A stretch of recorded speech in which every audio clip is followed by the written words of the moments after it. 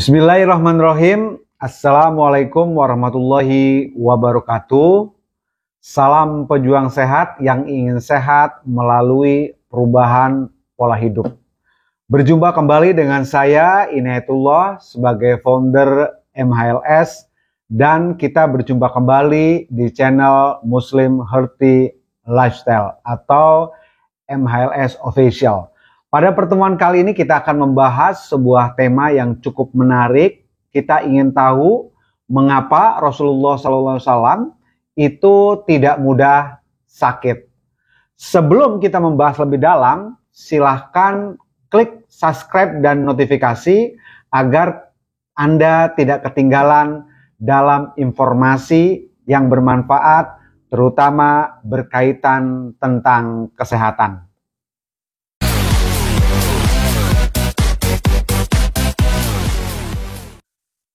Seperti kita ketahui bersama bahwa Rasulullah SAW itu memiliki kedudukan yang sangat penting dalam ajaran Islam, yaitu sebagai uswatun hasanah, sebagai contoh terbaik buat kita sebagai umat Islam untuk meniru bagaimana keseharian perilaku beliau. Yang kita juga perlu pahami bahwa namanya seorang nabi dan rasul pasti memiliki dua dimensi yang sama-sama tebal, yaitu dimensi ketuhanan atau dimensi keilahian dan dimensi kemanusiaan. Pada kesempatan kali ini kita ingin coba meniru pada sisi kemanusiaan. Bagaimana perilaku keseharian Nabi Muhammad SAW sehingga kita sebagai umatnya bisa menirunya, terutama pada aspek kesehatan.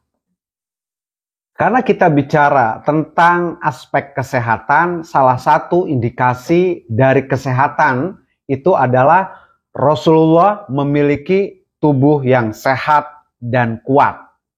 Apa sih kira-kira yang perlu kita ketahui dalam sejarah?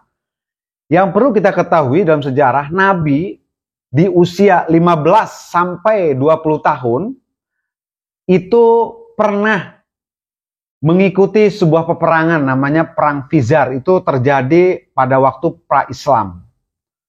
Kedua, pada waktu Islam juga berperang. Waktu beliau itu umurnya sekitar 53 tahun pada Perang Badar. Dan di akhir beliau juga memimpin sebuah peperangan, yaitu pada usia 62 tahun dugaannya, pada waktu Fathul Mekah. Dalam Islam juga peperangan itu terjadi sekitar 27 peperangan dan ada sekitar 9 peperangan yang dipimpin langsung oleh Nabi. Jadi melihat aspek peperangan ini bahwa tentunya harus ditunjang oleh tubuh yang sehat dan kuat. Selain itu juga ada beberapa kisah, salah satu kisah yaitu bagaimana Nabi bergulat dengan Rukanah. Rukanah ini ahli gulat, kuat, berotot dan sebagainya. Tapi ternyata mampu dikalahkan oleh Nabi. Bahkan sampai 3 kali pertarungannya. Dan Rukanah kalah sampai badannya diduduki oleh Nabi. Seperti kita tahu juga bahwa banyak hadis-hadis yang menerangkan tentang bagaimana ciri-ciri fisik Nabi. Yang paling banyak dibahas adalah bagaimana bentuk tubuhnya. Yaitu tubuhnya tidak gemuk, tidak kurus. Dan Nabi juga memiliki dada yang bidang, bahu yang bidang, perut yang rata antara dada dan perutnya. Sehingga kalau kita gambarkan pada zaman sekarang, untuk mengetahui, coba lebih berimajinasi pada tubuh manusia sekarang, karena Nabi itu seorang pegulat, atlet gulat, kalau kita menyangkanya atau menduganya, maka kita coba mungkin bisa berimajinasi bentuk tubuh Nabi itu seperti Habib Nurmagomedov, seorang pegulat, atlet gulat dari Rusia. Seorang atlet muslim, pegulat berasal dari Rusia. Jadi kira-kira untuk mengetahui kesehatan seseorang itu bisa dicerminkan dari tubuhnya. Maka tubuh itu bukan bonus. Tubuh itu adalah cerminan dari perilaku kesehatan seseorang. Ada pertanyaan, apakah Nabi itu pernah sakit seumur hidup beliau? Ternyata dalam sejarah yang saya baca, Nabi Muhammad pernah mengalami sakit. Yang pertama yaitu disihir oleh laki-laki Yahudi bernama Labid bin Asom. Beliau disihir menggunakan media gigi sisir, rambut dan kulit pelepah kurma. Efek dari sihir tersebut, beliau merasa telah makan, telah minum, bahkan juga mengunjungi istrinya. Padahal semua itu belum dilakukan. Yang kedua, diracun wanita Yahudi bernama Zainab bin Haris. Wanita itu membubuhkan racun labiti pada daging kambing yang hendak disajikan kepada Rasulullah dan para sahabat radhiyallahu anhu. Racun itu bekerja selama 4 tahun dan efek yang beliau peroleh dari racun tersebut, nadi terasa putus, sakit kepala, batuk, dan demam. Yang ketiga yaitu adalah luka karena peperangan. Banyak peperangan yang diikuti oleh beliau di masa hidupnya dan menghadirkan tidak sedikit luka dalam tubuhnya. Dan perlu dipahami bahwa luka juga merupakan bagian dari sakit. Ketiga peristiwa tersebut membuktikan bahwa Rasulullah itu benar-benar manusia. Dan itu bagian dari sunatullah beliau. Bahwa Nabi Muhammad juga pernah merasakan sakit. Tetapi yang perlu kita pahami, dari 3 hal tersebut, itu sakitnya karena faktor eksternal. Ada faktor orang lain yang ikut campur sehingga beliau mengalami sakit. Bukan karena kecerobohan atau kelalaian beliau menjaga kesehatan. Artinya itu tidak berkaitan dengan pola hidup Nabi Muhammad SAW dalam kesehariannya. Rasulullah dalam bicara aspek kesehatan itu lebih mengedepankan berbicara tentang masalah pencegahan atau preventif. Salah satu langkah preventif yang beliau lakukan yaitu melakukan detoksifikasi atau mengeluarkan racun dari tubuh kita.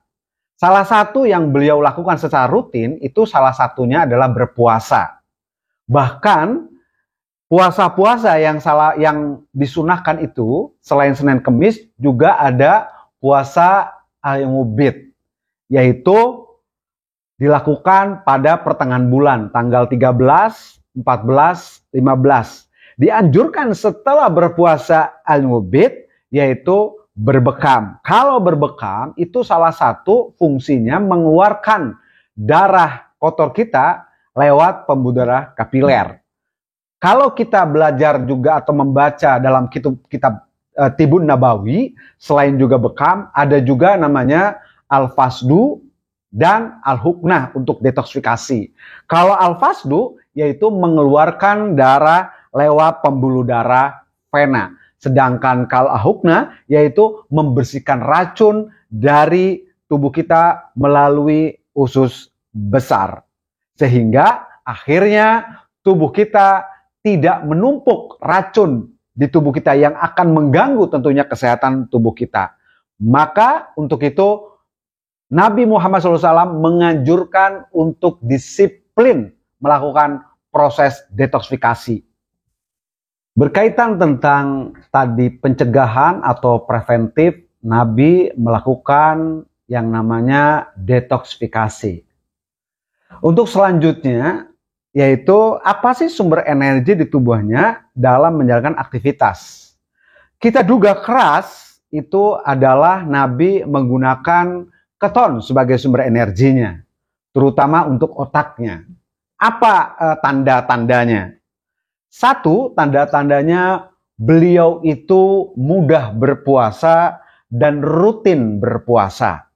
Artinya Nabi betul-betul sangat mudah sekali. Bahkan ketika beliau ke istrinya, Sayyidatina Aisyah radhiyallahu an, ada makanan enggak? Tidak ada. Beliau bilang, ya saya berpuasa. Jadi begitu mudah. Dan yang kedua itu Nabi makan sekali sehari, 1 meal a day. Beliau makan itu kalau nggak pada duhur, pada asar, atau pada maghrib. Bahkan juga ada sejarah yang pernah saya baca, yaitu pada perang Khandaq, beliau sampai tidak makan 3 hari. Itu bersama para sahabat waktu itu menggali parit. Bayangkan kalau itu orang-orang modern sekarang. Jangankan tidak makan 3 hari, skip sarapan saja, tubuhnya mengalami hipoglikemia diiringi dengan neuroglikopenia. Gula darah rendah diiringi berbagai gejala. Otaknya mengalami kekurangan energi. Selanjutnya adalah pola makannya. Nah, kalau kita perhatikan pola makan Nabi yaitu pola makan yang berkaitan dengan lemak dan protein yang tinggi. Apa yang beliau disukai atau sangat menyukai yaitu makan daging kambing. Artinya tidak ada batasan berapa besarnya, berapa jumlahnya makan daging kambing. Batasannya adalah kenyang. Maka sering dikatakan makan di kala lapar, berhenti sebelum kenyang. Yang kedua yaitu karbohidratnya itu sangat dibatasi. Apa yang menjadi tandanya? Yaitu apabila beliau mengkonsumsi kurma itu sangat dibatasi jumlahnya. Yaitu ganjil antara 1, 3, atau 5. Berarti Nabi ini kita duga keras menggunakan sumber energinya adalah keton, bukan glukosa. Yang ketiga yaitu beliau selalu melakukan aktivitasnya sesuai dengan jam biologis tubuh atau ritme sirkadian. Aktivitas beliau biasanya dilakukan pada waktu saat terang atau matahari bersinar. Beliau istirahat ketika bulan muncul atau waktu gelap. Beliau early bird dalam tidurnya, beliau early bird dalam bangunnya. Sehingga ketika dengan pola hidup seperti ritme sirkadian sesuai jam biologis tubuh, maka itu bagian dari ikhtiar beliau untuk menjaga tubuhnya agar tetap sehat. Selain itu juga tentunya yang kita harus pahami adalah manajemen stresnya. Bagaimana kita stres yang setiap hari tentunya kita akan hadapi. Beliau hadapi dengan penuh kesabaran, penuh rasa syukur, dan hidup beliau sederhana, cinta kasih, memberi, memaafkan ketika dengan yang maha kuasa atau Allah Subhanahu wa taala, yaitu berserah diri. Kalau kita melihat dari kesimpulan keseharian beliau, maka kita ada 6 hal yang beliau lakukan. Pertama adalah detoksifikasi. Yang kedua yaitu rutin berpuasa. Yang ketiga aktif bergerak dan berolahraga. Yang keempat yaitu manajemen stres. Yang kelima yaitu halalan toibah dalam berkonsumsi. Dan diakhiri dengan tidur yang berkualitas. Berkaitan dengan Nabi Muhammad SAW sebagai uswatun hasanah, maka kita klinik DSH dan saya coba membuat istihad atau melakukan istihad, yaitu kita sudah membuktikan bahwa bentuk tubuh adalah bagian dari cermin kesehatan seseorang. Dan kita tahu bahwa tubuh Nabi sudah diterangkan tadi begitu sehat dan kuatnya. Maka kita mendapatkan inspirasi dari Rasulullah lifestyle tadi, kita coba kontekstualisasi dan diadaptasi bagaimana menjawab tantangan dunia modern, terutama berkaitan tentang kesehatan. Maka kita membuat sebuah pola hidup. Istilahnya yaitu MHLS atau Muslim Healthy Lifestyle. Tujuannya adalah untuk mendetoksifikasi secara holistik, meregenerasi sel, meningkatkan imunitas dan penyembuhan diri, serta menjaga kualitas kesehatan selalu prima. Siapa yang kira-kira harus menjalankan? Yaitu orang-orang yang menjalani kehidupan modern, mengkonsumsi makan modern, dan mendiami di dunia modern. Dari semua standar bagaimana kehebatan seorang manusia diukur, mungkin kita patut bertanya, adakah orang yang lebih agung daripada dia, Nabi Muhammad SAW? Michael Hahab dalam bukunya The 100 Ranking of the Most Influential Person in History. Stay relevant, stay ketosis, stay healthy. Salam pejuang MLS. Billahi taufiq wal hidayah. Wassalamualaikum warahmatullahi wabarakatuh.